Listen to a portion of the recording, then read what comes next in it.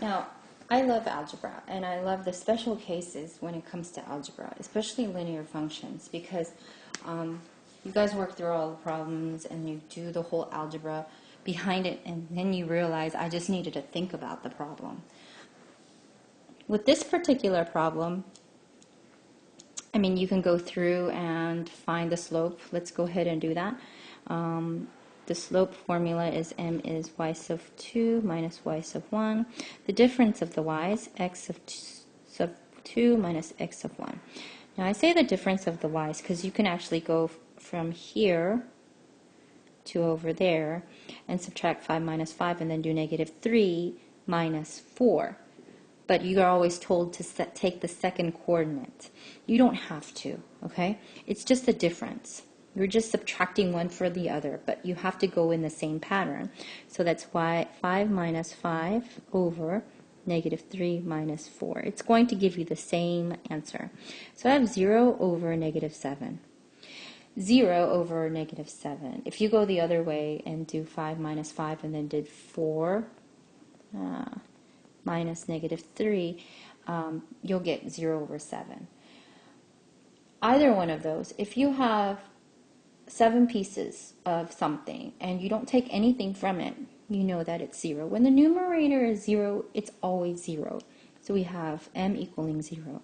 So there is no slope. Okay? There is no slope to this line. When I substitute that into y equals mx plus b, and I use one of the points, I'm going to use 4, 5. I have 5 equaling 0 times x plus b, and then we have, this is 0, and then we have 5 equals b.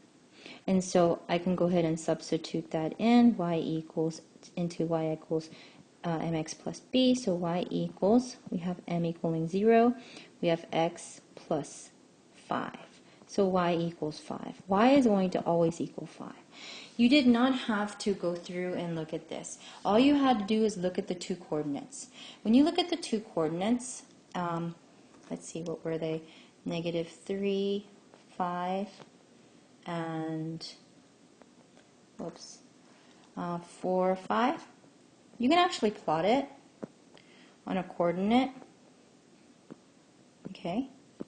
And so we have 1, 2, 3, 4. 1, 2, 3, 4, 5. Okay, so right here.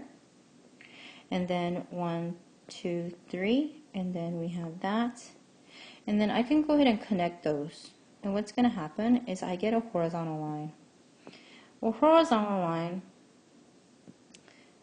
starts at y equals. Okay, and what do you notice here? We have the same y's. It's still a function because if we put the negative 3 into our function machine, we're going to pop out a 5, and when we have 4, it's going to still pop out a 5. It has different domains, so that's why it's still a function. But y equals 5. Because y is going to equal 5 every single time in this graph. You can plot a point maybe over here, and then we know that it's going to be, maybe we can estimate down to here. That's going to be about 1, 2, 3, 4, 5, 6. That's going to be 6, 5. We can guess that we can put a point here on the other side, and then you can do 1, 2, 3, 4, 5. That's negative 5 and 5.